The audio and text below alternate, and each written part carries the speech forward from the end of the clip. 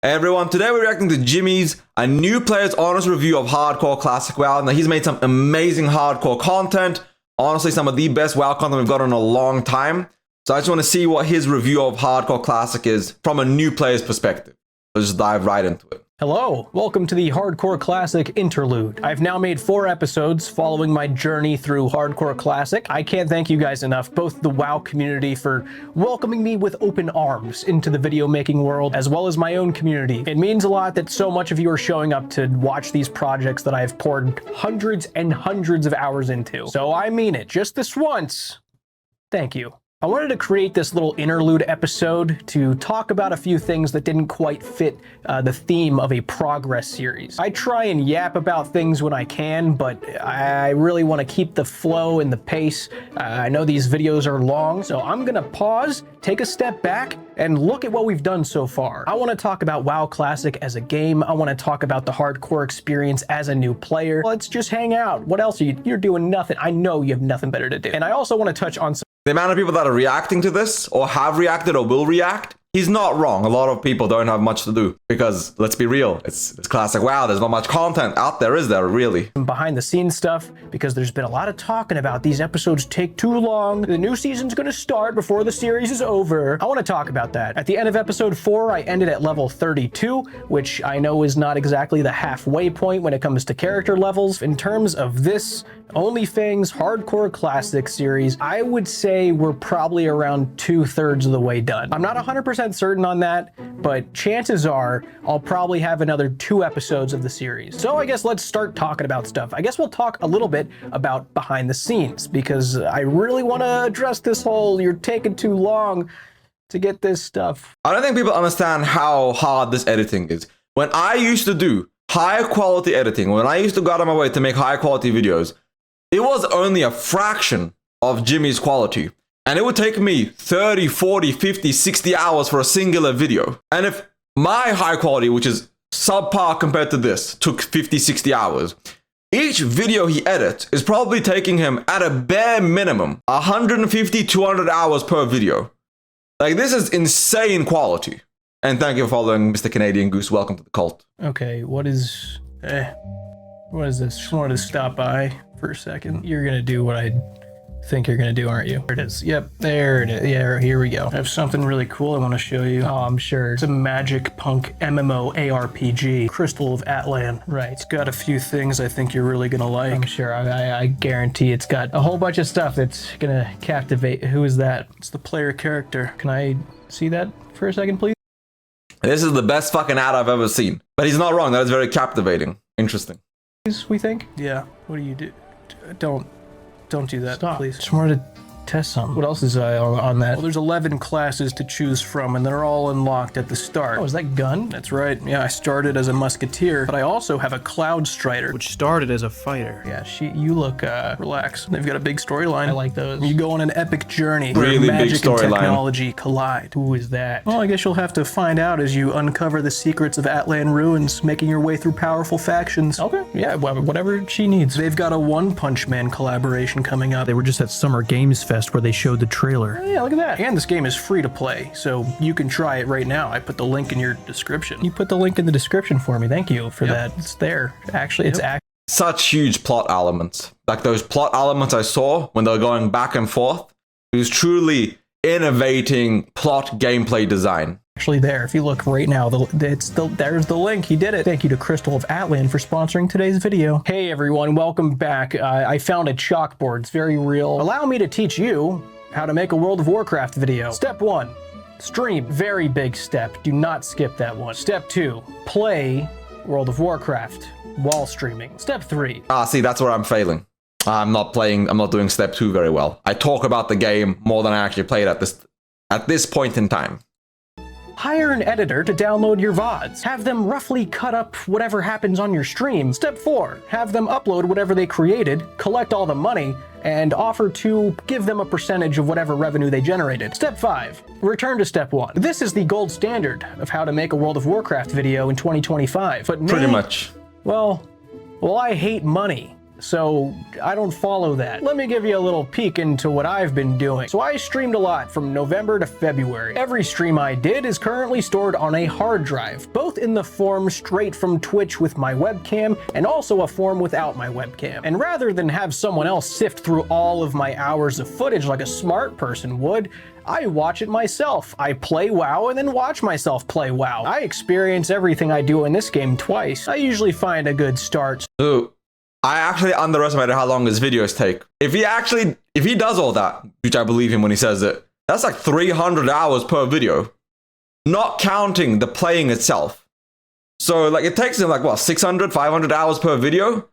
This man takes a month and a half of work to make a video. God damn, Jimmy. Stop of each episode, weeding out the things that might not fit, not funny enough. And after watching these clips over and over again, I start to lose touch with reality. I can't comprehend my own clips anymore, so I have to step away from it because I have no idea if any of it's entertaining anymore. In the meantime, I start writing a script, thinking of topics to cover, giving all of this gameplay footage some sort of structure. Last episode, I took Gunner's 40-minute conversation with me, put that into a form of chart, and then let that lead the rest of the topics throughout the video. Intertwining things like macros, my ability bar, getting overpowered weapons. I let all of that fall into the same narrative of there's a lot of stuff going on at this level. If at all in this gameplay timeline there's something significant that happens, like getting the whirlwind axe, I might decide to present that in a more entertaining way, which in this case was the montage with McConnell. For that sequence, I created my own custom server, recreated all of our characters, trying to figure out what gear we were wearing back then. Luckily, the same day I got the whirlwind axe,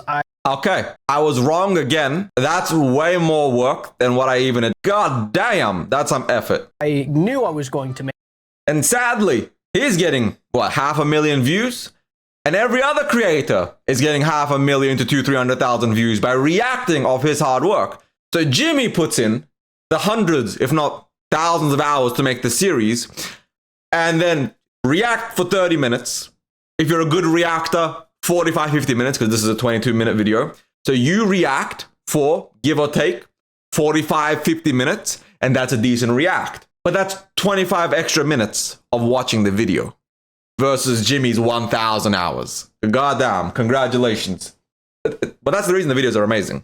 Make this sequence, and I immediately messaged McConnell so that when the time came, I would be able to recreate his guy, which I did. On all of the clients, I would set up the characters, move my camera where I wanted it to, created GM macros to slow down characters' movements to make more smooth slow-mo shots. With 4 clients open, 3 of them controlling characters, 1 of them filming, I started to get the shots of McConnell killing all of the trolls. And here's a little fun fact. As I'm controlling McConnell's character, back over on my camera client, every time I strafe with right click, the cursor suddenly pops up on my camera client. I don't know why, and I would have to take a still of that shot and mask it. I plan on continuing the montage all the way through the Cyclonian with cinematic shots, setting it up, but it turns out that whatever version of vanilla I'm running on this custom client, the Cyclonian has learned how to swim, so I couldn't recreate it. I just had to use the real footage the whole way through, which I'm fine with. It turned out great. I come back to finalize the script of what I'm going to be talking about up here in front of the green screen, which is actually not a screen at all. It's a wall. I painted my wall green. That's a power outlet. I usually mask that out so you don't.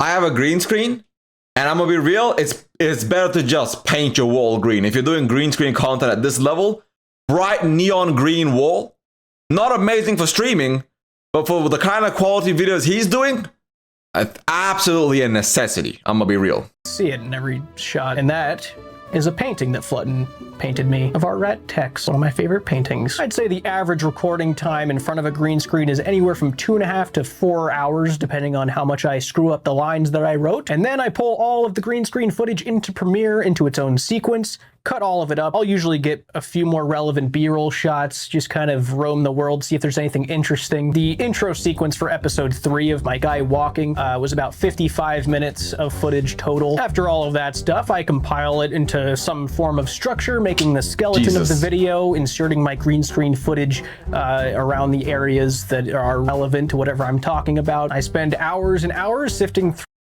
And I want to be real about this. One of the most interesting things about WoW content is he's a RuneScape creator. He came from RuneScape, where the community appreciates this level of content, this level of creation.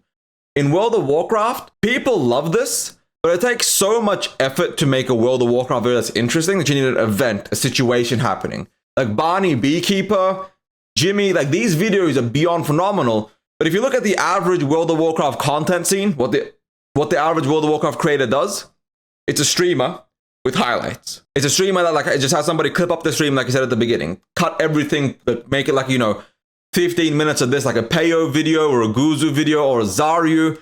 You throw in some React. Some people have two channels, like Guzu has his main channel and his React channel. You have people just, like Soda Poppin does everything on his main channel, for example.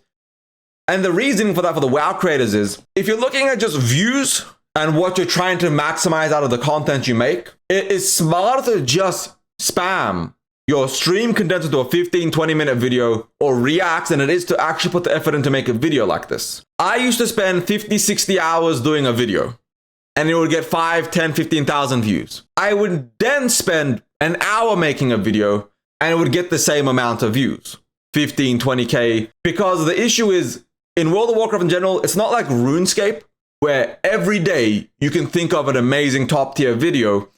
It's much more focused about the news, what's coming, bis list, guides, because it's more of a theme park than a sandbox, whereas Jimmy's making a sandbox storytelling sequence. And these are far better in the terms of content creation than pretty much 99.9% of WoW content creators. Without sugarcoating at all, Jimmy puts more effort into one video here than 99 out of the remaining 100 WoW creators do over the course of a month. And those people make more views. There's more money, more energy, less stressful, less time, and they get way more out of it than what Jimmy does in terms of raw value. But in terms of player perception, community building, creation itself, this is art versus content creation. Through licensed music, many of the gold standard editors I mentioned before are well aware of this process of mine, since they usually have to use the YouTube AI tool to get rid of that music I select so that they can continue to monetize the video of their guy watching the video. You guys are champions, you know that? And once I have everything ready to go and I export the video ready for it to be seen by everybody, I spend about a day panicking, thinking about what thumbnail and title to use. I'm panicking right now thinking about what I'll title and thumbnail this one. And then finally I get to publish the video and let everybody talk. The thumbnail is such a hard part of the video that you have to show what you want, what you're saying within like the first 1 second. Statistically speaking, the average person looks at your thumbnail for 3/4 of a second. That's how long you have to capture their attention. So Jimmy has an advantage of people seeing his face and knowing it's a Jimmy video. Oh, let me click on Jimmy. This is a new video. He makes one every 3 months. Let's check out what Jimmy's done. But for everyone else, that's way harder. About how long it took to get out.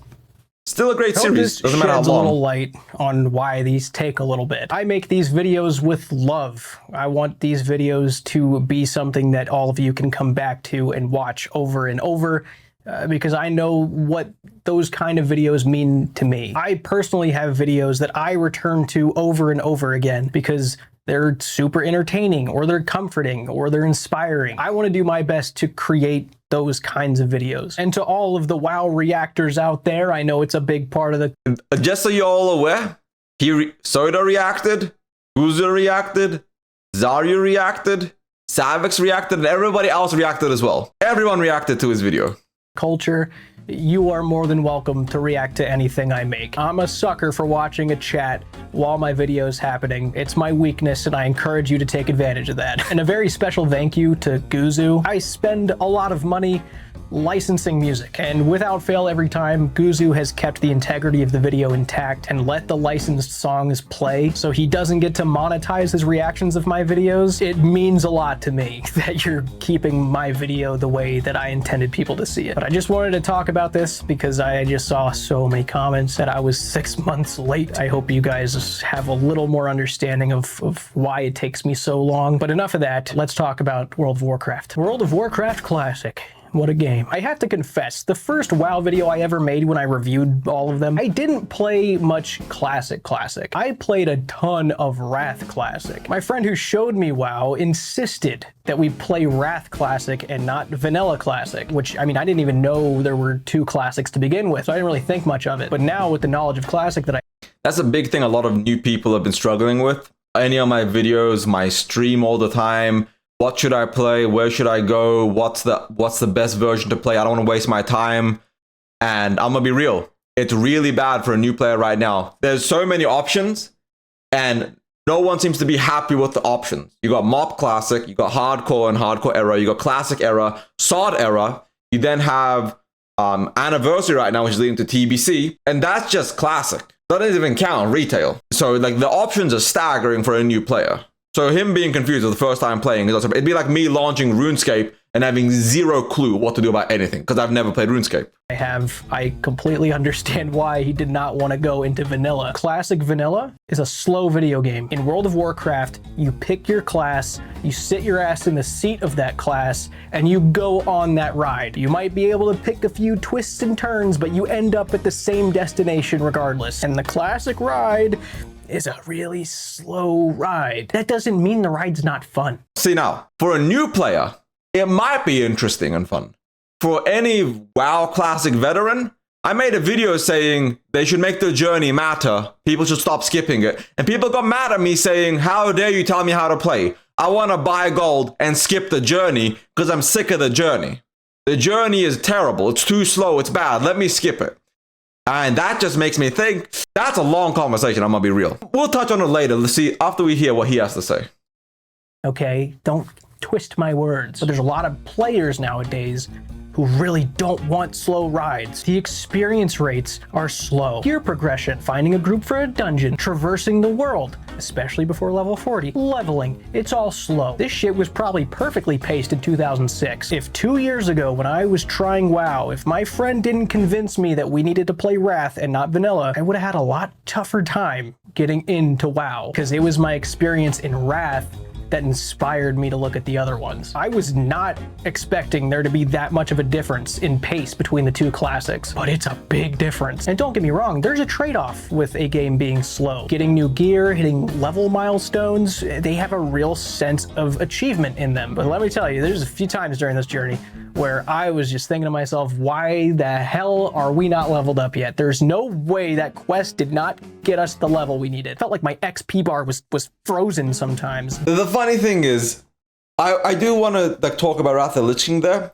People say that they want the game to be slow and grindy and they want to experience the journey. But when it comes down to it, people will dungeon spam. They'll find as many ways as possible to skip the content, go as fast as possible. And I think the issue is it's more of a modern mindset than it is about MMOs in general. Wrath is a lot easier for a new player because you can get to the end game fast, and the end game has things for you to do. In Classic WoW, the end game is mostly just getting your world buffs, getting some consumes, and raiding, or logging out to wait for the next raid. There isn't that much to do in the end game for a lot of people. You can help people gear up, you can help people get the gear they need and things like that, but for the average person, the end game is the only thing that's left, and the journey has kind of died off. Whereas in Wrath and TBC and Mop and retail, once you get to max level, that's where the game begins. They swapped it around. In vanilla, a lot of the game is the leveling, except nobody cares about that anymore. But even as a new player, that doesn't mean that's a fun journey either. Like I said, it's slow as all hell. It's genuinely, if you ask a real new player that haven't played WoW before, vanilla is a dog shit journey. And that's just sadly, there's elements of truth to it, whether people want to admit that or not. Glitched out. It just wasn't moving. I felt a desire to go fast a few times, and the game never gave me that luxury. And when I'm talking about all of this, I'm not talking about the hardcore aspect. I don't want to bring the hardcore factor into the discussion about how slow this game is, because that's not really fair. That's a self-imposed restriction. Hardcore has nothing to do with the slowness. That is a whole different thing. Granted, hardcore was the only version of Classic I was going to be playing for the OnlyFans event, but I'm not going to sling the word hardcore around and talk about how slow it was. It's just a matter of XP per mob, XP per quest progression, where it sends you in the world. Watching all my footage back, I still can't really grasp why I was so slow. It felt like everywhere I looked, people were dying and then catching up to me almost immediately. Yeah, they probably had rested XP. But also, I think a big part of this slowness was because I picked Warrior. If I could go back in time to this character creation screen. Knowing what I know now, understanding how many hours I would be locked into this class, hovering over warrior, I would still pick warrior. Would I recommend? Warrior is Classic's best class, hands down, not even a competition. It's also the most shit leveling experience. Like, hands down, the leveling experience in Classic is just terrible for Warrior. But at level 60, when you get your gear and you finally get to lock in and actually play your class, it's the best. And if you're leveling a Warrior, you never get to 60, you're gonna hate Warrior. If you level a Warrior to 60 and then you get to raid at the end game, or you get to do dungeons with gear, you start to love Warrior. So for any new player that does do that, it's always the same reaction that Jimmy had. I would do it again. Because it's just that fun to get your Warrior to max level and geared out and ready to like play that end game. And a new player play a warrior? Probably not. Picking a warrior was something I became very grateful for. Not because I loved the class, but because it was hilarious that I ended up picking a class that most people shudder at the thought. I had no idea about this, and suddenly I was able to make content playing a class that a majority of players probably wouldn't have a fun time playing as. I can't tell you how many comments I got, how many chatters I had coming in, telling me how crazy I was for picking a warrior as a new player. On the hardcore server. People were flabbergasted at this decision of mine. Yeah, I'm a real crazy guy. That's what it was. I rarely ever played solo. And very recently, I was curious about this. Thinking back, looking back on all my footage, I wanted to understand really how risky it was. I went on to one of the normal classic servers where I could die as many times as I wanted, made a warrior, and started leveling. And it's safe to say, it is absolutely as fucked up as people told me it was. I died so many times, it's actually insane. Being a warrior is terrifying in hardcore. I have little to no tricks up my sleeves. The warrior class has only one thing. Big dick damage at the end game. And with a priest in PvP, also pretty phenomenal. But aside from that, Warrior has zero utility, zero quality. It's just a damage class. Warrior doesn't provide shit aside from, haha, zug zug, let's go. That's all it has going for it. Completely, utterly. I would not recommend it to a new player. But if I know you're a sweaty League of Legends player, you like to sweat it out and you're like, you're masters or you're a good player, I'm gonna recommend Warrior. You're not gonna have fun, but you're gonna like it in the end game. You're gonna love it in the end game. When it comes to getting out of shitty situations. The first 32 levels of a warrior didn't really go how I expected it to go. I wasn't completely oblivious to the fact that I would probably be asked to tank as a warrior a few times. I do have a smidge of World of Warcraft experience to kind of understand that warriors are sometimes tanks. What I didn't know is that in Classic, at least from levels 1 to 59, warriors are tanks. I did not expect that part. That was a little bit of a shock. That's the classic problem, is that bears are okay. A decent bear is a good off tank or a good tank to have, but warriors are your tanks. Fury warriors are your real tanks. To put in perspective, Fury warriors up here, Prot warrior and bear around here. And that gap isn't that close. Fury warrior, everyone else is down right fucking here. A good bear with MCP and all like the things done properly kitted out, that bear can do well, but it's like, in Classic, the tank is warrior. Everything else is your utility warriors. And that's one of the problems with Classic, in my opinion. Shocker to me. Tanking is a very intimidating concept to me because there's this new pressure of knowing the dungeon. You have to be first. You have to be leading. So if you go into a dungeon and you have no idea where you are, what to do next, but everyone has insisted that you tank, it's a little bit of a freak out, a little bit of a panic session. Because I know it shouldn't be, but it just feels kind of embarrassing having to ask for directions as a tank. You're supposed to be the guy charging in, leading and protecting people. And you're like, which way do I go? What is it, left or right? I don't want to ask if it's left or right if I'm tanking. I love social anxiety. It's fun. You guys should try it. You guys are watching a WoW video. You guys probably try that all the time. If I was a DPS, I would hate having a tank who was me. But I wasn't gonna just kill my character, start a new one with a different class. I put myself in that position, so I had to see it through. I did eventually get very comfortable using warrior abilities. Getting that Bartender 4 add-on was a huge bonus. I figured out what was comfortable for me, and it was fine. I will say I did feel incredibly useless up until I got the Whirlwind Axe. That made me feel like I was finally playing the video game. Playing a warrior was cool. It's sad because warrior is so gear dependent that every piece of gear you get, the game starts to feel better and better. Once you get online, once you get that shit rolling, warriors go from being the worst experience to the best experience. And I said this before as well, but a new warrior tank is going to be a kind of unfun experience for both the new tank and everyone else in the group. In Classic, nobody wants a tank anyways, especially leveling. Tanks are always in demand. So if you're able to tank, people will just say, it is what it is. You might be new, but fuck it, I need a tank, let's go. Cool though, because no matter where I went, everyone kind of looked at me with just a little bit of respect. Not because they respected me as a person, but because they'd see me, a warrior, walking around and think, wow, I'm glad I'm not them. Luckily, it turned out that it wasn't really a huge deal to tank at these early levels. I did fine, I think. Just the early game, these first 32 levels, it's still very cozy. It's more relaxed. You can technically do all the leveling dungeons without actually having a proper main tank. You can literally have 3 warriors and just alternate healing between the 3 warriors and be just fine. You should still have somebody that's trying to tank and hold threat.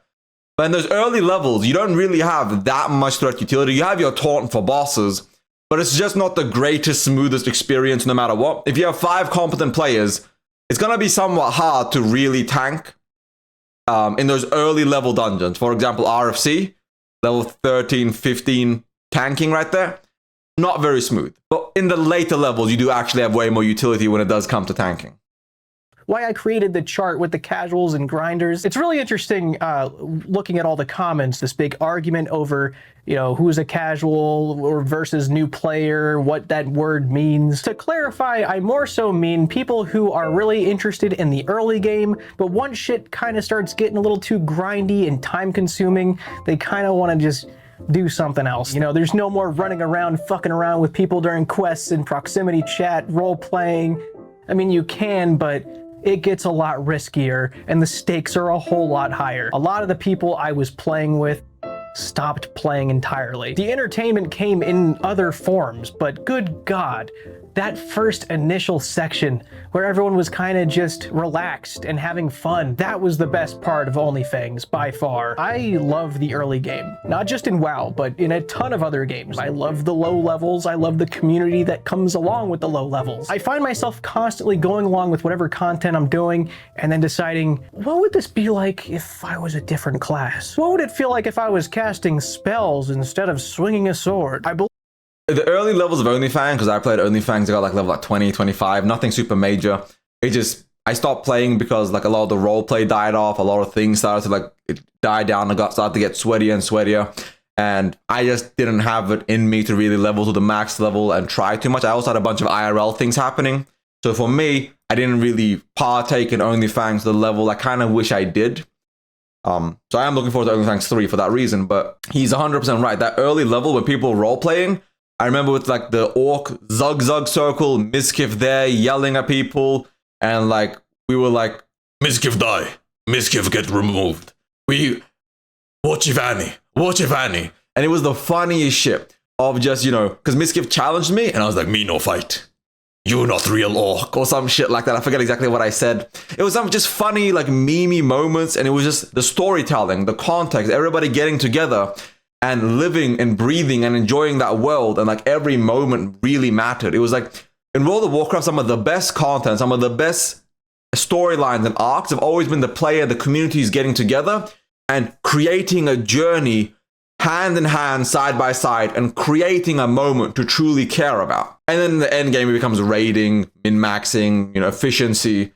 But those early levels were some of the best content I have ever seen in just online history, I guess. I believe some MMO communities call this an altaholic. Baldur's Gate 3. I don't know how many hours I have on that game. I'll put it up. I'll go find it. I have not finished the game. I have yet to finish Act 3 because I usually get to Act 3 and then I decide, I wonder if that would have been more fun as a paladin. And it's a curse, but I love it. It's so fun. It's how I enjoy playing. And on WoW, it feels like Blizzard's just tossing you the keys to a new car, and then you take them all for a test drive and see which one you like best. I actually blame Star Wars: The Old Republic for turning me into this monster. That game breeds early game fiends. I love starting over again and playing that early game where things are just introductory, they're easy, they're laid back, it's fun. Experience the simplistic parts of that class and see if you like it to continue learning about it. I'm never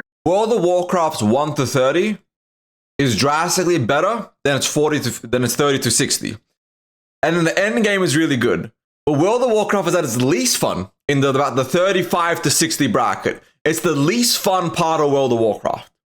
The 1 to 30, the 1 to 35, that area where you're starting to get to the end game, start to learn, level. That is the funnest part of World of Warcraft to this day. It was genuinely one of the best experiences I've ever had in any of gaming history. That 1 to 35, the first time 2019 came out, was phenomenal. It was beyond amazing. I'm gonna forget how lucky I was when I first logged into this server, and I logged in just after everybody else. I somehow made it in. And as I'm spawning in and seeing the starting zone, I see everybody running out of that crypt, filling the world up. And it was so exciting, and it really set the tone. There were so many people playing, and I was meeting new guild members just in the open world every single day. It was by far the best part, because at these early levels, if people died, they weren't far enough in to be completely discouraged to stop playing. Before this, my early game experience was just, Elwyn Forest, Westfall. I had never been to Brill or the Undercity, Barrens, Duratar. Those were all new zones for me. But I ended up really liking these areas, and there were so many little things about them that made it even more exciting because it was a hardcore server. Like getting to the dead mines, jumping off of the ship into the water, swimming through the treacherous areas. It felt like I was a little kid again, sneaking through an area I knew I shouldn't be. One of my favorite parts that I noticed about the WoW Classic community, they all have these folk tales, these urban legends for you to watch out for as a new player. Town myths that have only been seen by the elders of this world, like the son of Aragol. People always think you're joking about the son of Aragol. He's literally gonna clap your cheeks. He's like 7 levels higher than the recommended questing experience. I think Silver Pine is like 10 to 20. Maybe 25 at the max. This guy's level 28. He will literally kill you. And no one ever takes that to heart. They're like, how bad could it be? Straight up, it's gonna, listen to your elders, your elder WoW players. They played way too much World of Warcraft. They know too much about World of Warcraft. It's not even a healthy amount of knowledge about World of Warcraft. They just know so much that it's kind of outlandish. And when they tell you something stupid, and it sounds stupid, there's probably truth to it. So take that advice to heart, to a slight degree. Roaming the roads of Silver Pine Forest, the elite mob that is certain death if he stumbles upon you. Or that area in the Barrens that would spawn a bunch of horse people if someone was doing the quest over there. And if that didn't get you, that Alliance Patrol, that mysterious... The Alliance Patrol, I know, killed a lot of people. The Centaur quest will kill you. You need a group to do it, and you should be slightly higher level. Both this Alliance pack and that Centaur quest are going to straight up clap your cheeks. Absolute atrociousness that people need to put a little bit of time and energy into. Just either level up a bit or just get a group together. It's not that hard to get a group to do these quests. In Vanilla's wild leveling, in the journey, I'm gonna be real. You are not the main character. This isn't retail where you can just pull the entire zone and kill everything. You don't matter. You are unimportant. And you need to respect the quest lines and stories just a little bit. Mysterious, terrifying Alliance Patrol would find you. Even when I played normally, not on a hardcore server when I was Alliance, I heard all about this Stitches guy in Duskwood, this roaming, scary guy, and sure enough, he showed up. He was the scary thing that I saw with my own eyes. Some mythical, scary crocodile in the canals of Stormwind. All these things that you really hope you did. I completely forgot about the Stormwind crocodile. I always forget that motherfucker exists. He's level 58, isn't he? 55 or 58, if I remember correctly. And he drops a decent BOE blue. It's not a guaranteed drop, but it is there. And Stitches will kill you too. It's kind of funny. I always see someone die to Stitches on normal servers just running on that road from essentially the one from Westfall all the way to Duskwood, the town itself. Somebody will always die on that road. There's always corpses there from Stitches. See because it's hardcore, but you also wanted to see because you wanted to be amongst the ones who saw it with their own eyes and could spread the tale to future generations. It really goes to show how built and immersive this world is. These things that you hear whispers about. It's awesome. It was really fun seeing veteran players talk about these things, and it just kind of gives you an insight into how connected they are to this world, if not currently, but years and years ago, and they still remember everything about it. At least they think they do, until their name pops up on the death log because they thought they could take something that they remember beating as a 12-year-old. It is one of the greatest MMORPGs ever created for a reason. And I think the Season 2 of OnlyFans really brought the MMORPG part of WoW to life, because this proximity voice chat add-on that was created for this, that's so fucking cool. That's something that everybody envisioned in their dream MMO. And so many of the guild... I will say the proximity voice chat was fun. It broke all the time. Half the time I couldn't hear people. Half the time I'd be in a conversation, it would disconnect. I know they ended up tweaking it and making it much better, but that day one was hilarious, where you'd be talking with somebody and they would just not disconnect from your proximity chat. But he's 100% correct in the sense that OnlyFans Season 2, it might not have been for every person, but for the creators and the people playing it, it was truly bringing the RPG back to the MMO space. Because right now, World of Warcraft's not an RPG. It's a massively multiplayer online game. It's not role-playing. There is no RPG inside World of Warcraft.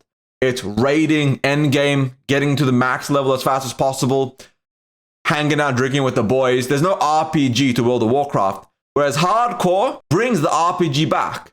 Hardcore brings the journey and that role-playing back to the game, whether you like it or not. Now, there's always role-play servers and stuff like that on in retail and even in Classic.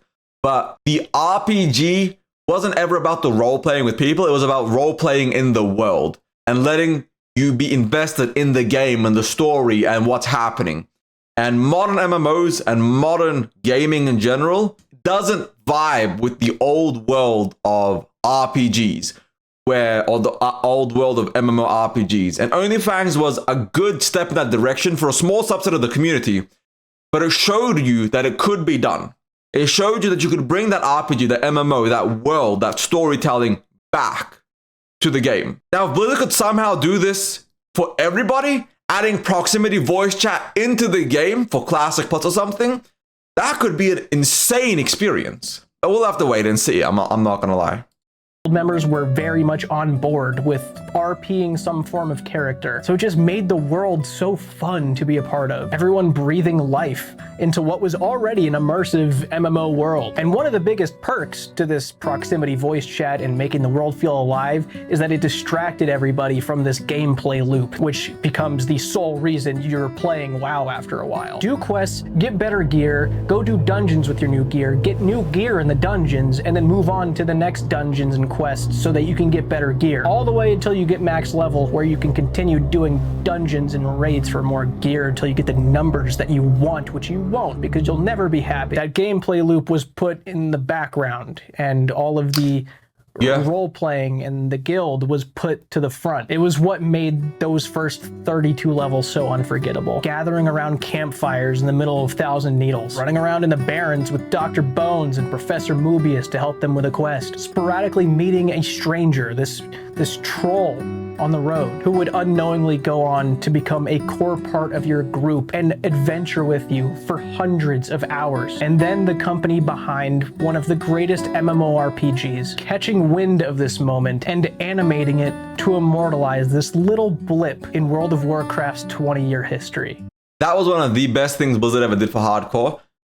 I saw the clip when it happened. I wasn't there. I forget what level I was, 14 or 15 when this had happened. And then I saw the Twitch clip, and it was funny. We all laughed. But then the Blizzard going and making this animated video was one of the coolest things they could have done to show people that the storytelling and the RPG and the world is important to World of Warcraft. And I know it's a creator. I know a lot of people are like, who cares about content creators? You guys don't matter. It's unimportant. And I get that. But the storytelling and just the small little thing shows that we're all human. We're all just people that want to play and have fun and enjoy this world. And that Blizzard can make that happen, can show us how amazing something as small and funny as this can be and how much it can mean to a lot of people. I can say with confidence that these first 32 levels were some of my favorite times ever playing video games in my life. And it showed me what all of this is truly about. Thank you guys for for being a part of this with me. But we're not done yet. I just wanted to take a second to look back on what has happened so far. I want to do another one of these videos after the finale. So if you guys have any questions, feel free to leave them below. Ask me anything, discuss anything, and I'll look through everything. I'll compile a bunch of stuff, a bunch of different topics, and we'll just discuss them because I love doing this. I can't give a set in stone date for episode 5 yet, but I'm gonna be working on it, so it'll be there when it's there. I'll try and finish before season 3 of OnlyFans starts. I don't know, I think that's all I got for now. But again, thank you guys, and I'll see you soon. No, thank you, Jimmy. That was an amazing, beautiful video, and honestly one of the best WoW videos I've ever seen. It's up there with the Barney series. Jimmy's hardcore series is beyond amazing. This is incredibly phenomenal, and I have nothing but respect for the amount of work and time he puts into World of Warcraft and into just content creation in general. He's an inspiration. I will say though, he has about 15 to 18 months before Classic Plus comes out. And Classic Plus is where you're really going to get, you know, those big finale moments of World of Warcraft in general for the season 3. So he has about 15 to 18 months, and at his current trajectory, he'll probably finish before then. Probably like a 6-month, 9-month lead up that he'll have time to really figure out how long, how amazing it's gonna be. So I really can't wait to see the finale of this. So thank you very much, Jimmy. If you guys haven't followed him yet or subscribed to him yet, I'm gonna leave a description in the video down below. So go check it out in the description and go follow him. One of the best content creators in the platform right now for any kind of MMORPG content. If you guys liked my reaction, like and subscribe. If you hated it, understandable. Dislike and subscribe and become a dedicated hater. We don't half-ass hate on this channel, we full-ass it. So thank you all for watching. Ebonheart out. Peace.